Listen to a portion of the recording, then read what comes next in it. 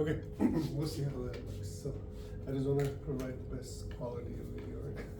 Okay, so factoring recap. Okay, what we've done so far. So we actually did this when school started. The first kind is GCF. Now, common misconception with GCF is that it's like there's only GCF exclusive problems, but GCF applies to all problems.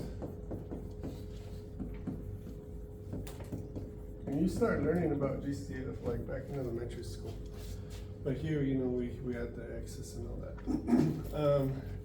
So an example of this would be something like 50, x cubed plus 2x squared. Okay, but what I mean by it applies to all problems, every problem we do today, even though they're different categories of factoring, we should always check for GCF. Anyways, this one, both of these numbers divide by what, guys? 2, right? And then an x squared. So we can take a 2 out and an x squared. And what you're doing there is you're dividing. So you're literally dividing 50 divided by 2 is 25, and 2 divided by 2 is 1. Now with the x's, usually that's what students tell me is if you struggle, it's probably with the x's. You really are dividing. You're dividing x cubed by x squared. But the rules of exponents say when you're dividing, you're really subtracting the x's. So that's why it's 3 minus 2 is 1. 2 minus 2 is 0. No more x. Okay, so that's your final answer. GCF. And that could be for a 2-term, 3-term, 4-term, any number of terms. Any question on GCF? Good, easy peasy. Okay. Next category would be difference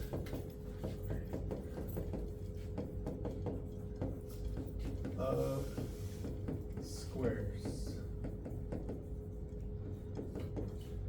More precisely, perfect squares. So remember, perfect squares are just like when you take a whole number and you square it. 1 squared, 2 squared, 3 squared, 4 squared. So those problems look like this, 25. Okay. These two are perfect squares. Okay, so they both have to be perfect squares. And then the other condition is that there has to be a difference problem. Okay, so this means, let me say that differently. That means it only works only with minus. So if it's a plus, you can't factor. Okay, it doesn't work. It's only with minus. And so these always work. And I know you guys know these, we've done them, but I just want to put them all on the same page. Okay. 5 and 5 give you 25. X times x gives you x squared. 2 times 2 gives you 4. And your signs are always what? Or more precisely, I would say opposites, because they can be negative, positive as well. They just have to be different signs. And that's it. That's your answer to that. One thing that's going to be important today, so I'm going to start talking about it, is when you get your answer, we need to check if can I do more with that answer. Okay, and I'm going to start showing you how to answer that question. If they're to the power of 1, what are they called? What kind of functions are power of 1? Linear. Okay, they're linear. When you get to linear, that's the bottom. You can't go further than linear. Okay, so once you get to linear, you're done for sure. And that's because they're power of 1 factors. Okay, difference of squares. Now we get to me. I think these are the most important. Just on frequency, because these are the ones we do the most. These are called trinomials. And again, we've done them, okay? But this will be the first time I put them on the same spot at the same time. We have 2 categories of trinomials, a equal to 1 and a not equal to 1. Okay? And they look pretty similar. These look like this. And these look like that too.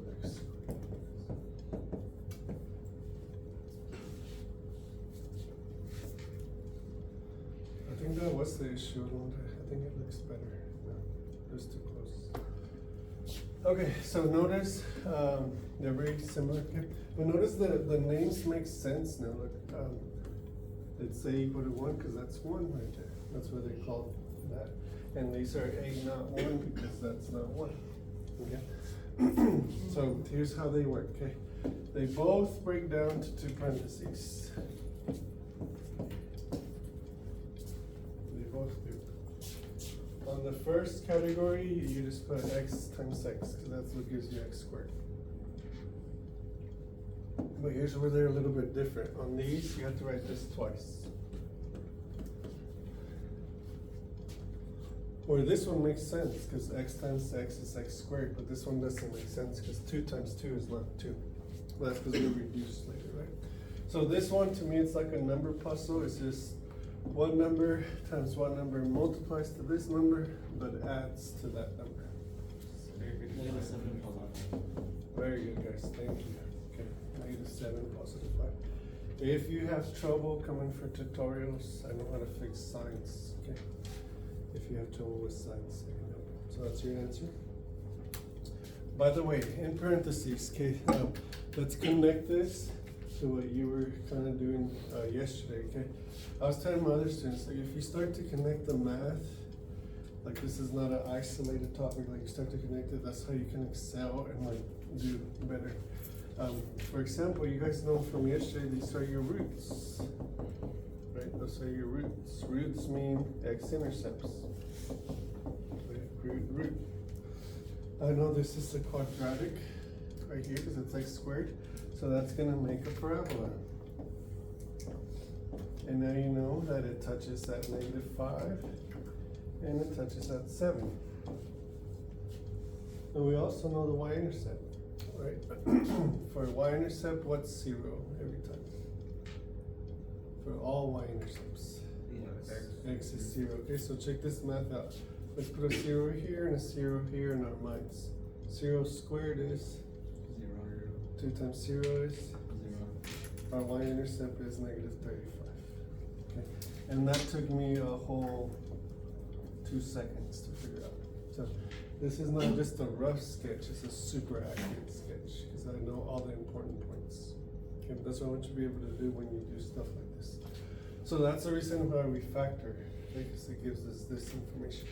Okay, anyways, close that parentheses, let's do this one. On these, you multiply the outside numbers. So 2 times negative, again, I know I'm not preaching to the choir here, but -42, and you think of one number times one number, multiplies to -42, but adds to -1. -7 and 6, thank you. Okay. The difference with these problems is one of these things will reduce. And I keep forgetting in all my classes, even though I've done this 6 times already, I keep forgetting to ask you here. I do it so like intuitively that I forget to ask you. You should always be asking yourself if it has a GCF in the beginning. Does this have a GCF? No. Does this have a GCF? No. Like it's a quick check, but you always have to check. They don't have a GCF, so that's why I can keep going. And the only reason I just remember that is because one will always reduce for sure in this method. But if they both reduce, that means you forgot to do GCF up there. There should have been a GCF. So anyways, this is my final answer.